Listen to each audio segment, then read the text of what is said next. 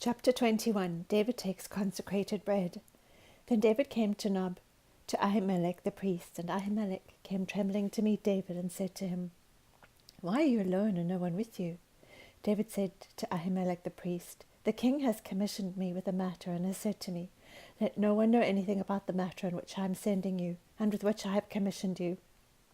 And I have directed the young men to a certain place. Now therefore, what do you have on hand? Give me 5 loaves of bread, or whatever can be found." The priest answered David and said, "There is no ordinary bread on hand, but there is consecrated bread, if only the young men have kept themselves from women." David answered the priest and said to him, "Surely women have been kept from us as previously when I set out, and the vessels of the young men were holy, though it was an ordinary journey. How much more then today will their vessels be holy?" So the priest gave him consecrated bread, for there was no bread there but the bread of the presence, which was removed from before the Lord in order to put hot bread in its place where it was taken away. Now one of the servants of Saul was there that day, detained before the Lord, and his name was Doeg the Edomite, the chief of Saul's shepherds.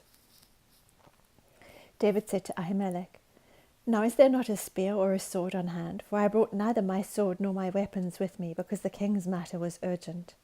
Then the priest said, "The sword of Goliath the Philistine, whom you killed in the valley of Elah, behold, it is wrapped in a cloth behind the ephod. If you would take it for yourself, take it, for there is no other except it here." And David said, "There is none like it, give it to me." Then David arose and fled that day from Saul, and went to Achish king of Gath. But the servants of Achish said to him, "Is this not David the king of the land? Did they not sing of this one as they danced, saying, 'Saul has slain his thousands, and David his 10,000s?'" David took these words to heart, and greatly feared Achish king of Gath. So he disguised his sanity before them, and acted insanely in their hands, and scribbled on the doors of the gate, and let his saliva run down into his beard. Then Achish said to his servants, "Behold, you see the man behaving as a madman. Why do you bring him to me? Do I lack madmen, that you have brought this one to act the madman in my presence? Shall this one come into my house?" Chapter 22. The priest slain at Nob. So David departed from there and escaped to the cave of Adullam. And when his brothers and all his father's household heard of it, they went down there to him. Everyone who was in distress, and everyone who was in debt, and everyone who was discontented gathered to him, and he became captain over them. Now there were about 400 men with him. And David went from there to Mishpah of Moab. And he said to the king of Moab, "Please let my father and my mother come and stay with you, until I know what God will do for me." Then he left them with the king of Moab, and they stayed with him all the time that David was in the stronghold. The prophet Gad said to David, "Do not stay in the stronghold. Depart and go into the land of Judah." So David departed and went into the forest of Hereth. Then Saul heard that David and the men who were with him had been discovered. Now Saul was sitting in Gibeah under the tamarisk tree, on the height with his spear in his hand, and all his servants were standing around him.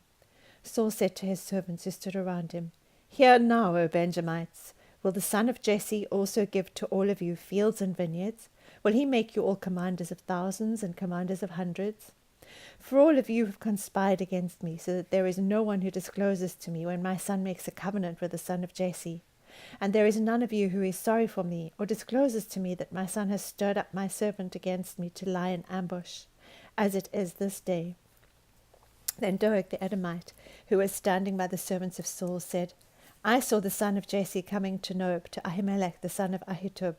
He inquired of the Lord for him, gave him provisions, and gave him the sword of Goliath the Philistine."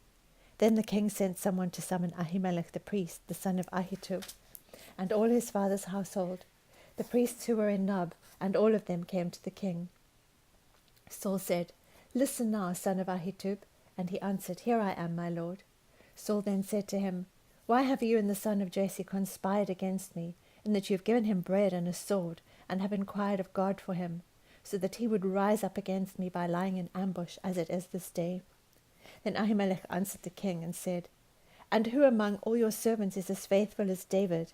Even the king's son-in-law, who is captain over your guard and is honored in your house.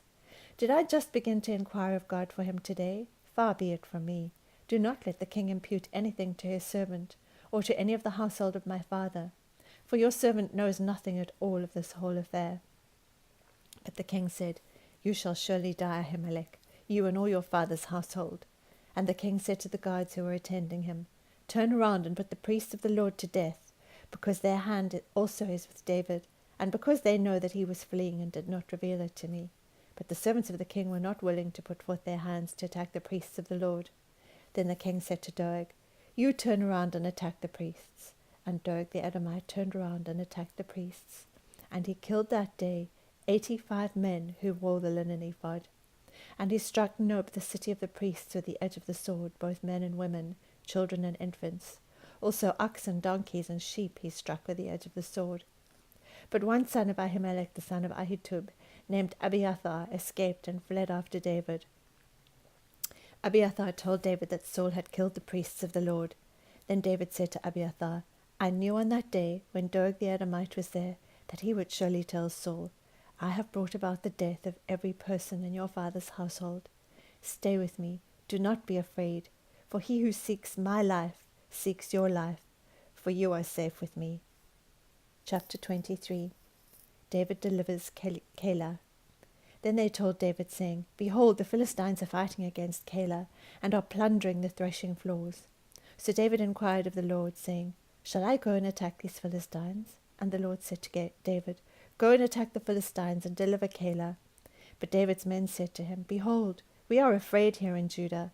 How much more than if we go to Keilah against the ranks of the Philistines?"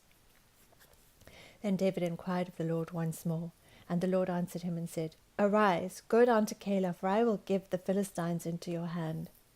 So David and his men went to Keilah and fought with the Philistines, and he led away their livestock and struck them with a great slaughter. Thus David delivered the inhabitants of Keilah. Now it came about, when Abiathar the son of Ahimelech fled to David at Keilah, that he came down with an ephod in his hand. When it was told Saul that David had come to Keilah, Saul said, "God has delivered him into my hand, for he shut himself in by entering a city with double gates and bars." So Saul summoned all the people for war to go down to Keilah to besiege David and his men. Now David knew that Saul was plotting evil against him. So he said to Abiathar the priest, "Bring the ephod here." And David said, "O Lord God of Israel, your servant has heard for certain that Saul is coming to Keilah to destroy the city on my account.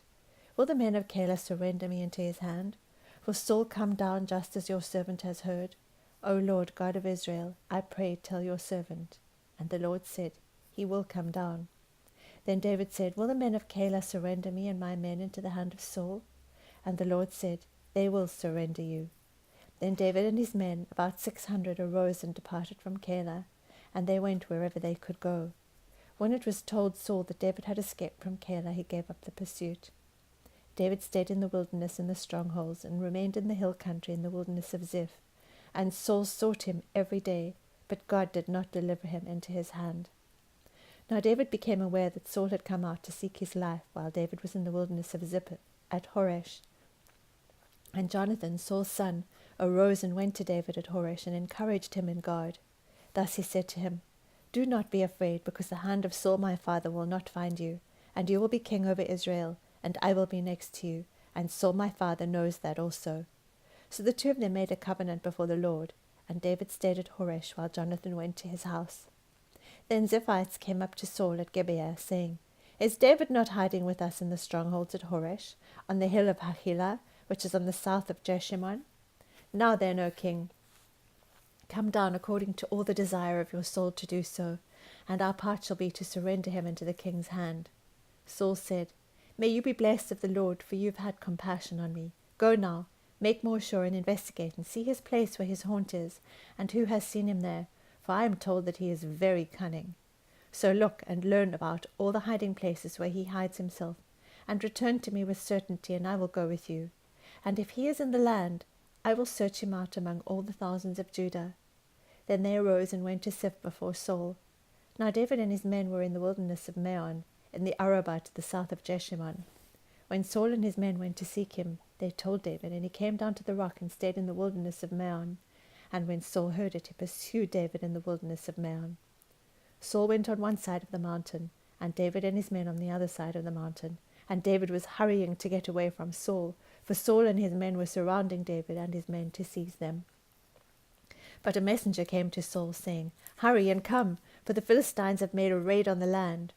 So Saul returned from pursuing David and went to meet the Philistines. Therefore they called that place the Rock of Escape. David went up from there and stayed in the strongholds of Engedi. Chapter 24. David spares Saul's life. Now when Saul returned from pursuing the Philistines, he was told, saying, "Behold, David is in the wilderness of Engedi." Then Saul took 3,000 chosen men from all Israel, and went to seek David and his men in front of the rocks of the wild goats. He came to the sheepfolds on the way, where there was a cave, and Saul went in to relieve himself. Now David and his men were sitting in the inner recesses of the cave. The men of David said to him, "Behold, this is the day of which the Lord said to you, Behold, I am about to give your enemy into your hand, and you shall do to him as it seems good to you." Then David arose and cut off the edge of Saul's robe secretly. It came about afterward that David's conscience bothered him because he had cut off the edge of Saul's robe. So he said to his men, "Far be it from me because of the Lord that I should do this thing to my Lord, the Lord's anointed, to stretch out my hand against him, since he is the Lord's anointed." David persuaded his men with these words and did not allow them to rise up against Saul, and Saul arose, left the cave, and went on his way. Now afterward David arose and went out of the cave and called after Saul, saying, "My lord the king!" And when Saul looked behind him, David bowed with his face to the ground and prostrated himself. David said to Saul, "Why do you listen to the words of men, saying, Behold, David seeks to harm you? Behold, this day your eyes have seen that the Lord had given you today into my hand in the cave. And some said to kill you, but my eye had pity on you, and I said, I will not stretch out my hand against the Lord, for he is the Lord's anointed. Now, my father, see the edge of your robe in my hand. For in that I cut off the edge of your robe and did not kill you, know and perceive that there is no evil or rebellion in my hands. And I have not sinned against you, though you are lying in wait for my life to take it. May the Lord judge between you and me, and may the Lord avenge me on you, but my hand shall not be against you.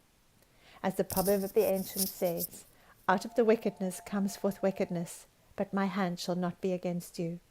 After whom has the king of Israel come out? Whom are you pursuing? A dead dog? A single flea? The Lord therefore be judge, and decide between you and me, and may he see and plead my cause, and deliver me from your hand.